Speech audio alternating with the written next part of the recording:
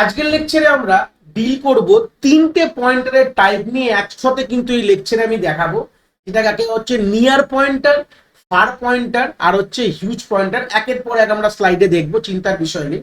তোমরা অলরেডি তোমরা ভিডিওর টাইটেলও বুঝতে পারছো যে নিয়ার পয়েন্টার, ফার পয়েন্টার আর হিউজ পয়েন্টারের পুরো ডিটেলস আইডিয়াটা কিন্তু এই লেকচার থেকে উইথ দ্য প্র্যাকটিক্যাল ইমপ্লিমেন্টেশন কিন্তু আমরা দেখবো। তো প্রথমেই আগে বলে দিই, লেকচারটা শুরু করার আগে, এর আগে কিন্তু অলরেডি কিন্তু আমরা পয়েন্টারের টাইপসের অনেক রকম ধরনের পয়েন্টার্স কিন্তু আমরা দেখে নিয়েছি, যেগুলো হচ্ছে আমাদের dangling pointer, void pointer, null pointer, wide pointer, wild pointer. এর আগের লেকচারে ওয়াইল্ড পয়েন্টার দেখেছিলাম। এগুলো অলরেডি আমাদের কভার আপ হয়ে গেছে এবং বেসিক পয়েন্টারের টাইপস গুলো আমরা ক্লিয়ার করেছি। বেসিক পয়েন্টার কাকে বলে, আমাদের বেসিক বলতে পারো যে ডাইনামিক মেমোরি অ্যালোকেশন, এই আইডিয়াগুলো সবই কিন্তু আমরা অলরেডি এর ভিডিও কিন্তু চলে এসছে প্লেলিস্টে, আইডিয়াগুলো ক্লিয়ার করে এসেছি। আমি এই আই বাটনে প্লেলিস্টের লিঙ্ক প্রোভাইড করে দেবো, প্লাস ইম্পর্টেন্ট ভিডিওসগুলো কিন্তু আমরা এই আই বাটনে প্রোভাইড করে দেবো। যারা মোটামুটি যাদের আইডিয়াগুলো ক্লিয়ার নেই, তোমরা চাইলে এখান থেকে কিন্তু জিনিসটাকে গ্রিপ আপ করতে পারো। তো সেই সূত্রে দাঁড়িয়ে এবার গল্পে চলে আসবে যে আমাদের এই যে নিয়ার পয়েন্টার, ফার পয়েন্টার আর হিউজ পয়েন্টার, তিন রকম পয়েন্টার রিমেনিং ছিল আমাদের।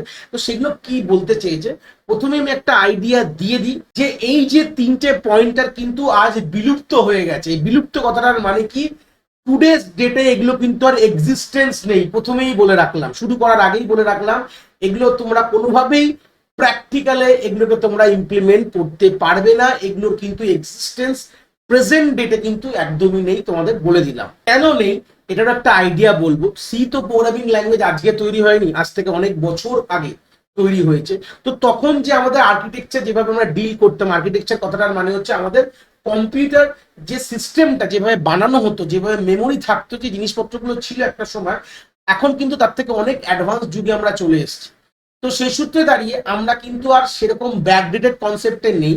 তো তখনকার দিনে যেভাবে আমরা জিনিসগুলোকে ইউজ করতাম বা আমাদের যেভাবে দেখতাম, সেই জিনিসগুলো কিন্তু এখনকার দিনে আমরা সেভাবে জিনিসটাকে দেখি না।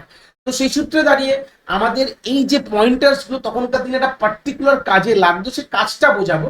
এই টপিকটা যেহেতু বিলুপ্ত হয়ে গেছে, নেই, তাহলে পড়ছি কেন বড় প্রশ্ন যদি আমাদের আসে। এটা আমাদের main probably for the viva and theoretical অ্যাসপেক্টের জন্য খুব ইম্পর্টেন্ট। যে কোনো তোমাদের যখন প্র্যাকটিক্যাল তোমরা ভাইভা দিয়ে তোমরা জিজ্ঞেস করতে পারে ফার নিয়ার পয়েন্টারে কি পার্থক্য, কি বলে এটা বলো, তখন তুমি বলতে পারো না স্যার এগুলো তার এক্সিস্টেন্ট নেই তাই আমি পড়িনি। এগুলো বলতে পারবে না কোনোভাবেই, কিন্তু এই প্রশ্নের উত্তর তুমি এভাবে দিতে পারবে না।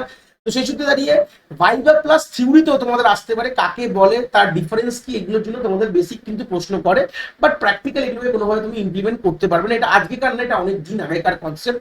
মেনলি এটা কোথায় ডিল করতে, দেখো একটা ছবি আমি এঁকেছি, এই ছবিটা যদি বোঝো, তিনটে আমরা ফার, নিয়ার আর হিউজ তিনটেই কিন্তু এই ছবিটা দিয়ে আমরা বুঝে যাবো। ঠিক আছে, আমরা প্রত্যেকটা স্লাইডে যাবো, প্রত্যেকটা স্লাইডে গিয়ে কিন্তু এই ছবিটা আমরা দেখবো। এই ছবিটা কি বলছে আমি বলে দিই। আগেকার দিনে আমাদের যে মেমোরিকে আমরা এইভাবে সেগমেন্ট করতাম, সেগমেন্ট মানে বলে দিতে, ধরে নাও এটা র্যাম, ধরে নাও একটা আইডিয়া বলছি, র্যামটাকে আমরা ভাগ করলাম, একটা সার্টেন অ্যামাউন্ট অফ মেমোরিতে আমি র্যামটাকে ডিভাইড করেছি।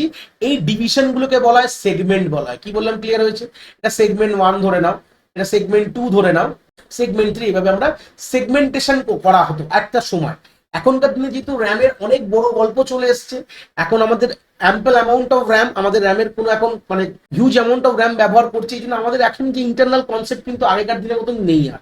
তো সেই সূত্রে দাঁড়িয়ে আমাদের এরকম সেগমেন্ট, তার মধ্যে সেগমেন্টে আমাদের ডেটা স্টোর হতো, মানে সেগমেন্ট 1-এ ধরো না কিছু ডেটা স্টোর হচ্ছে, সেগমেন্ট 2-তে ডেটা স্টোর হচ্ছে, সেগমেন্ট 3-তে, এবার সেগমেন্টেড করে কিন্তু ডেটা কিন্তু আমাদের একটা সময়। সুতরাং তুমি দেখতে পাচ্ছ এই সেগমেন্ট 1টা দেখো 64 KB, প্রত্যেকটা সেগমেন্ট ইকুয়াল কিন্তু সাইজে থাকে 64 KB।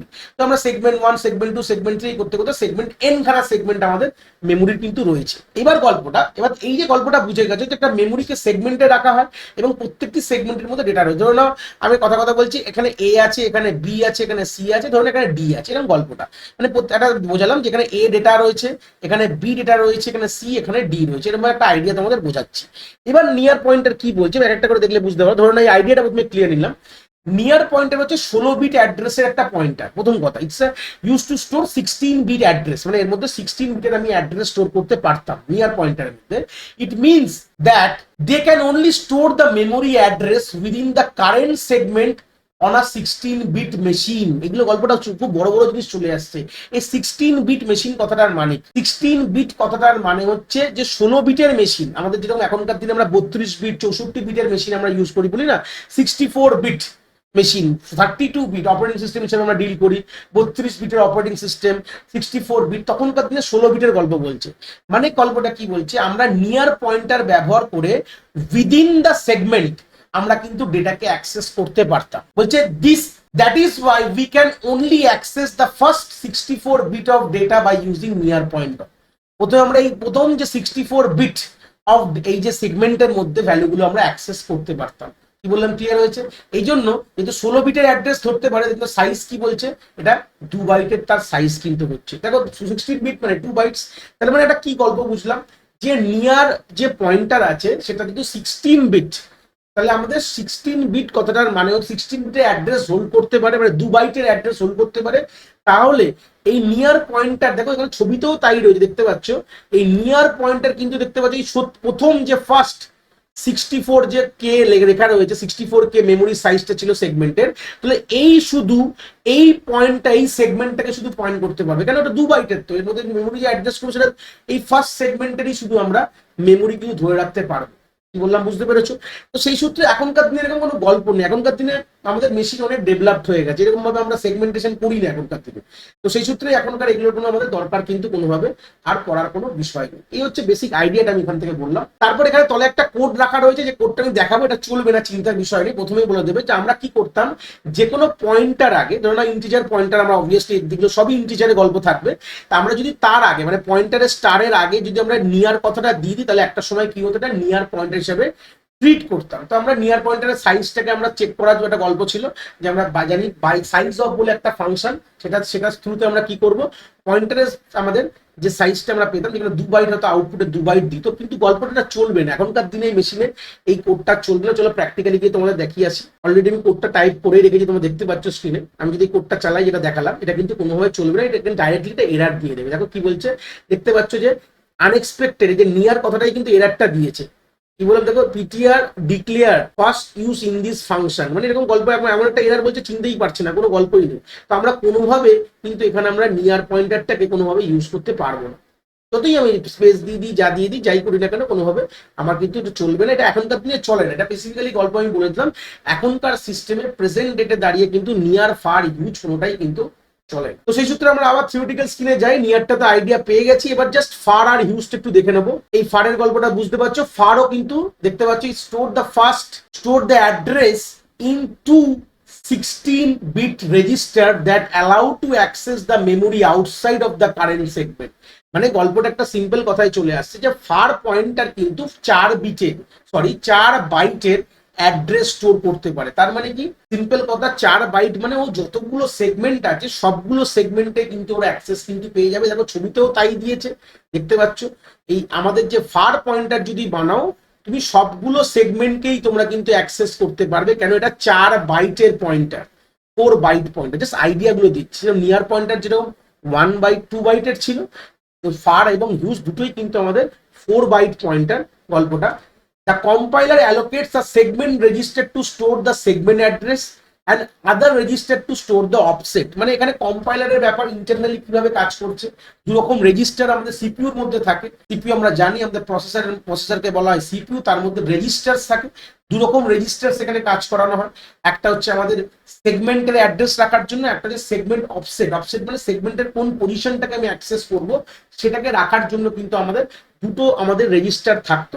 এবার সেই সূত্রে আমাদের অফসেট গুলো আমরা ওইভাবে শিফট করতে পারতাম, একটা সেগমেন্টের অ্যাড্রেসে কিন্তু আমরা এগুলোকে শিফট করতে পারতাম। এই হচ্ছে ব্যাপার।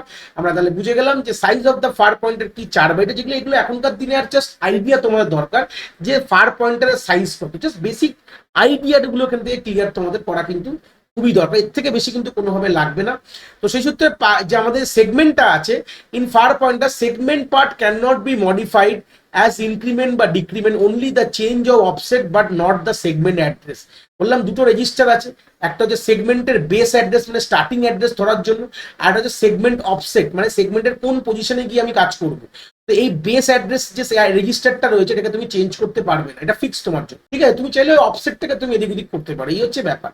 আমরা এইভাবে যখন লিখি ফার পয়েন্টার এইভাবে লিখতে হয় আমাদের, জাস্ট এই পিটিআর যে পয়েন্টার তার আগে এই ফার কথাটা ইউজ করা মানেই হচ্ছে এটা ফার পয়েন্টার হয়ে যায়। তো অ্যাকচুয়ালি এখনকার দিনে চলে না বলে কোনো প্র্যাকটিক্যাল তোমাদের দেখানোর ব্যাপারই নেই, তিনটেই চলবে না, জাস্ট আমি বলার জন্য বললাম, একটা দেখিয়ে দিয়েছি, বাদ বাকিগুলো দেখানো দরকার, তোমরা বাড়িতে ওই কোডটাকে টাইপ করে দেখতে পারো, কোনো ব্যাপার না। এবার প্রবলেমটা কি আছে দেখি, the problem with the far pointer is that the pointer has different value but point to the same address, so the pointer comparison is useless on the far pointer। তো আমাদের গল্পটা কি বলছে যে আমাদের যে পয়েন্টার ডিফারেন্ট ভ্যালু সেম অ্যাড্রেসের different ভ্যালুকে পয়েন্ট করে রয়েছে, এটা কি গল্প, এটাই সব থেকে বড় প্রবলেম হয়ে যায়। এই জন্য আমরা এখানে কম্পারিজন কোনোভাবে কিন্তু ফার পয়েন্টারে ব্যবহার করতে পারি না। তো সেই সূত্রে নেক্সট আমরা চলে আসলাম হচ্ছে দ্য হিউজ পয়েন্টার, একই গল্প, বুঝতে পারছো এখানে তো একই গল্প বললাম।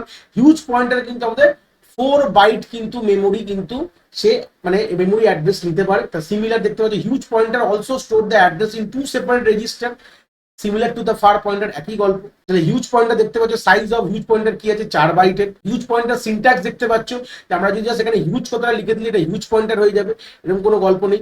এবার হচ্ছে কিছু ক্যারেক্টারিস্টিকটা দেখে নেবো যে হিউজ পয়েন্টার গল্পটা কি বলছে, যেখানে কিছু অ্যাডভান্টেজ আছে কিনা ফার পয়েন্টার থেকে। হিউজ পয়েন্টার কি বোথ অফসেট আর segment register can be change, যেখানে ওখানে গল্পটা কি ছিল, ওখানে একটাকে ফিক্স করে দেওয়া হচ্ছিল, একটাকে চেঞ্জ করা যাচ্ছিল, কিন্তু এখানে তা নেই, এখানে দুটোকেই চেঞ্জ করতে পারবে, দুটো রেজিস্টারকেই চেঞ্জ করতে পারবে। That is why we can jump from one segment to other by using huge pointer, মানে একটা সেগমেন্ট থেকে আমরা একটা সেগমেন্টে জাম্প করতে পারি, কারণ সেগমেন্ট অ্যাড্রেসটা তো চেঞ্জ করতে পারবো। প্রত্যেকটি সেগমেন্টের স্টার্টিং অ্যাড্রেসটাকে বলা হয় সেগমেন্টের বেস অ্যাড্রেস। তো ওটা যে রেজিস্টারে রাখা ছিল তার ভ্যালু কিন্তু ফারে চেঞ্জ করা যাচ্ছিল না, কিন্তু এই সেগমেন্টের বেস অ্যাড্রেস কিন্তু হিউজ পয়েন্টারে চেঞ্জ করা যায়, এটা চেঞ্জ করা যাচ্ছে। তো চেঞ্জ করা গেলে কি হবে, তাহলে আমরা একটা সেগমেন্ট থেকে একটা সেগমেন্টে কিন্তু হিউজ পয়েন্টারের সাহায্যে কিন্তু আমরা জাম্প করতে পারবো। The huge pointer always compare the absolute address, so the relation operator can be perform on this. যে কোনো অপারেটর না অপারেশন, যেহেতু আমরা অ্যাবসলিউট অ্যাড্রেসের সাথে কাজ করি, তাহলে যে কোনো রকম রিলেশনাল মানে কম্পারিজন, যেটা আমি আগে বললাম যেটা ফার পয়েন্টারের ডিসঅ্যাডভান্টেজ ছিল, যে কোনো রকম কম্পারিজন করা যেত না। তো সেই সূত্রে গেলে আমরা রিলেশনাল অপারেশন কিন্তু কম্পারিজন কিন্তু আমরা হিউজ পয়েন্টার দিয়ে কোনোভাবে করতে পারবো। তো এই ছিল বেসিক আইডিয়াটা, জাস্ট আইডিয়া ক্লিয়ার করলাম, এর থেকে ডিপেল কোনো দরকার নেই। জাস্ট আইডিয়া 3 ধরনের পয়েন্টার একটা সময় ছিল, এক সময় ব্যবহার হতো, বাট এখনকার দিনে কিন্তু এই পয়েন্টারগুলো কোনোভাবে আমরা ইউজ করি না। কেন ইউজ করি না, কারণ কি এই পয়েন্টারগুলো এখন বিলুপ্ত হয়ে গেছে, কারণ মেমোরি কিন্তু ওইভাবে এখন সেগমেন্টেশন হয় না। আগেকার দিনে যেটা হতো, আগেকার দিনে যখন লিমিটেড অ্যামাউন্ট অফ র্যাম থাকতো যেভাবে কাজ হতো, এখনকার দিনে কিন্তু সেরকম কিন্তু কনসেপ্ট কিন্তু একদমই নেই। তো এই ছিল আইডিয়া ও বেসিক আমাদের নিয়ার, ফার এবং হিউজ পয়েন্টার। আশা করি তোমরা আইডিয়াটা এখান থেকে খুব ভালো করে বুঝতে পেরেছো।